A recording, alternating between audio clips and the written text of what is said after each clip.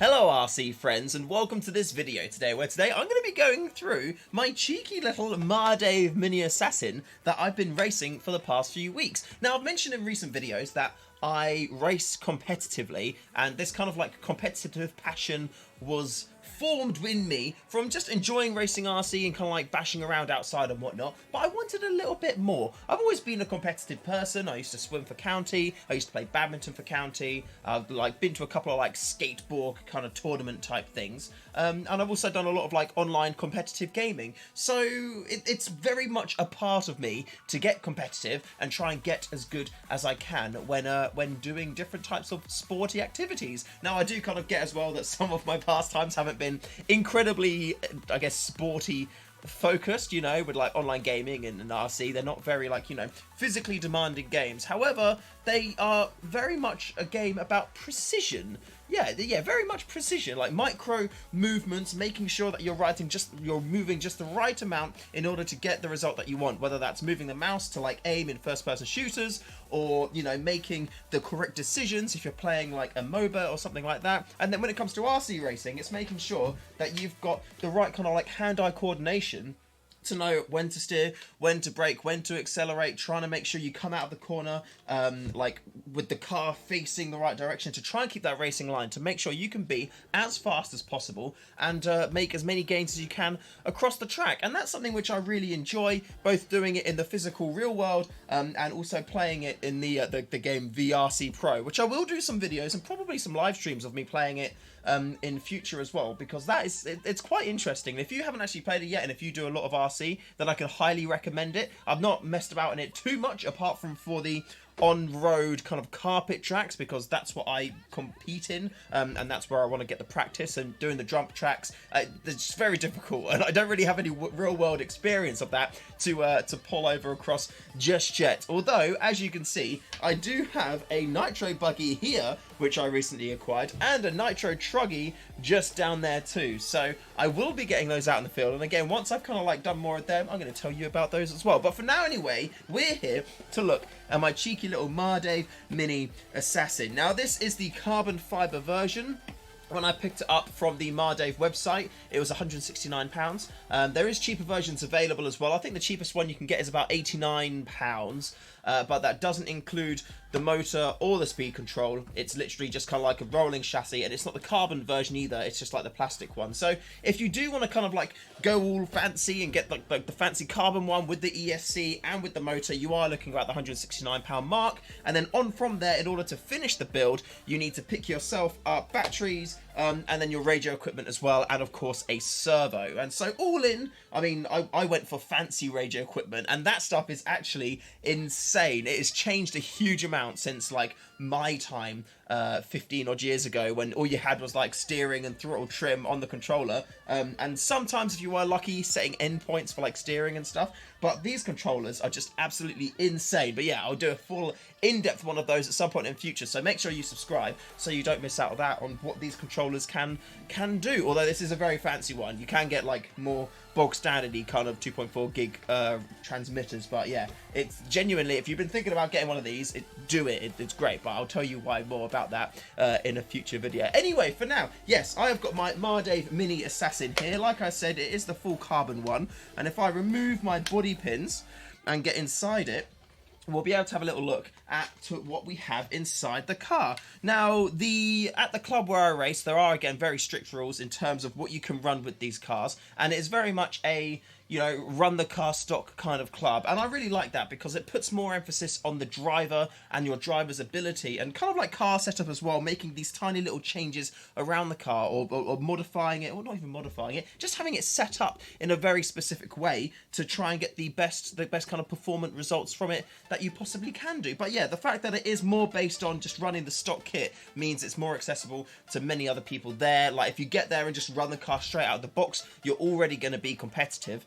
It's just about, you know, learning the track and learning how to race. And I can vouch for that, because I turned up with a completely, you know, opened it up, built it, tested it a little bit in the house, went there, and I won all of my races. So I was very, very happy about that. Well, not all my races actually. I didn't win the final, but I won both of my heats, and then in the final I think I came third, something like that. So yeah, I can actually vouch for that, which is very, very good. But I enjoy this car very much. Like, not only is it great to get back to racing again after that, you know, brief 15-year hiatus, but these cars are actually super fun to drive. They can get to a max top speed of about 40 mile an hour, which is pretty darn quick, and that does depend on your like gearing and like pinions and things like that.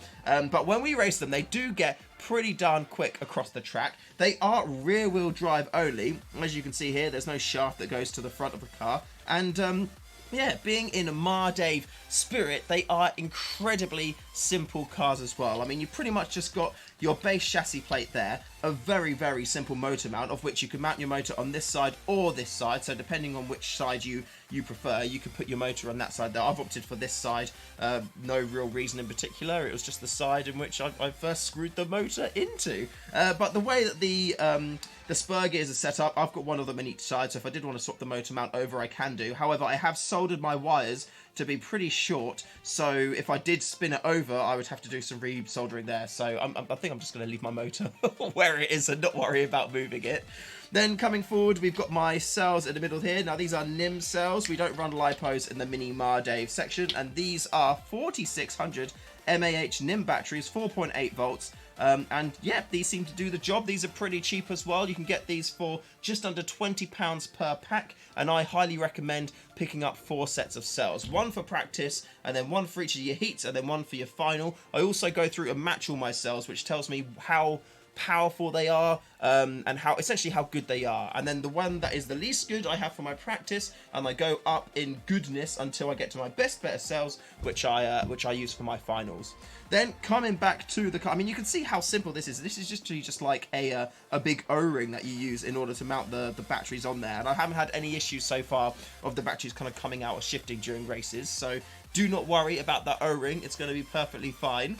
Then moving to the front, we have got our speedo here, and this is the one that came with my kit. It's the something HR3, so it has forward, it has reverse. Reverse is quite slow, but generally speaking, if you don't crash, you ain't going to be needing to reverse. So yeah, just try not to crash. Then underneath there, I've got my servo. I can't remember what brand it is. I just remember my good friend Colin said, get this servo. It's going to be really good. So I got that one. It's got 5008 written on it. So yeah, if you're looking for a servo, just get the one that's got the red band that says 5008 on it.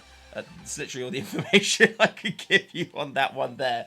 Then coming back to it, I've got my Futaba receiver. I'm running the R304SB-E, and that is like fully compatible and programmable and linkable with my Futaba T4GRS controller. Again, we'll go into more information on that controller in a later video because this thing is tasty.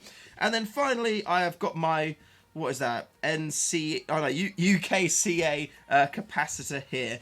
Because the batteries are 4.8 volts, they're a little bit underpowered. It can mean that if you're like on a straight or something and you're full throttle, you won't have enough power to then, you know, power the steering servo. So what the capacitor does is it gets that charge, it gets that extra power, and it always ensures that the receiver has got the full amount of power going to it, so your servo can steer and your speed control can make the wheels go really fast with the motor, no matter how much you're accelerating or steering all over the place. And this we have seen firsthand, because my mate Jimmy, on his first race, he didn't actually have one of the capacitors, and every time he got to the main straight, he had to kind of like come around the corner, make sure the car was like lined up going straight, and then he could full throttle, because it didn't really matter then if the steering servo lost power, because he's just going to keep going straight anyway. Not ideal.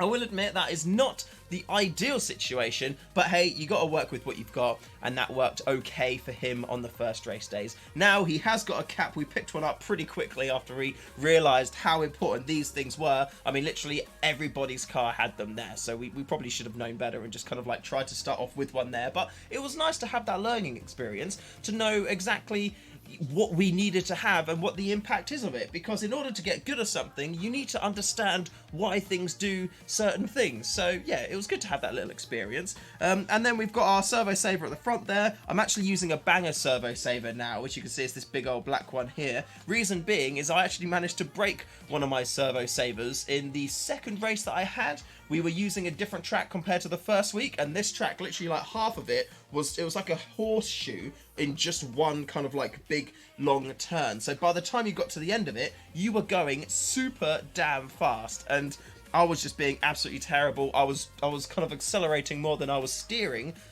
during that the start of that race day anyway. And yeah, in the practice, I managed to explode my servo saver. Thought I had fixed it. Sadly, I had not. So in my at the start of my first race, I was like probably about 2 turns in, and my steering just completely disappeared. So unfortunately, I didn't finish the first race, but then the second race I picked it up and won, and yeah, managed to get into the final above, which I was very happy about and performed okay. So yeah, there we go. That's my little Mardave Mini Assassin there. I also do have in the front actually my transponder, which is the MRT Mark II, which is compatible with the MyLapse track system which they use there, which is very good.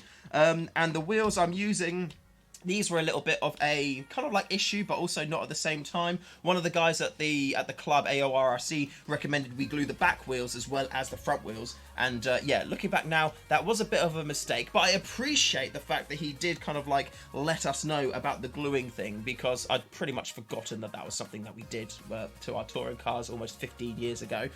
So I'm happy that he did let us know that, and I just bought some new wheels and put them on the back. Oh, I've got a chunk coming off there. Oh, that's not good. I'll have to glue that down.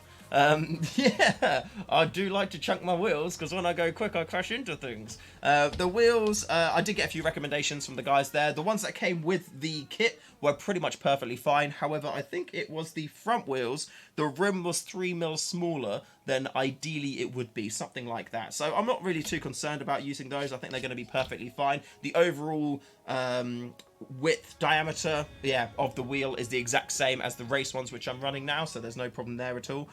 So yeah, I'm looking forward to running that more in future. But in general, if you're looking to get into like a kind of RC racing, the Mardave Mini Assassin is an absolute fantastic place to look at it. All of the spare parts are incredibly cheap. Like nothing gets beyond £7, which is like the cost of wheels. Like for screws and like steering columns and wishbones and things like that, usually it's like £3 a piece, which is like insane in terms of cost. Considering when I was running my Lossy XXXG Plus, like a pack of spare wishbones was like £8 to £12, something mad like that. And I went through quite a few of those because I wouldn't steer when I was supposed to steer, and that was really bad news for me in my car. So yeah, check out the Mini Mardave Assassin. There's loads of clubs around the UK, and also these are getting pretty popular again now as well. Mardave kind of started off doing the first kit race cars like many years ago, and I believe this one came out a few years back, so they're gaining in popularity, and most likely if you Google your local area and search Mardave Mini Assassin, you're going to come up with some local clubs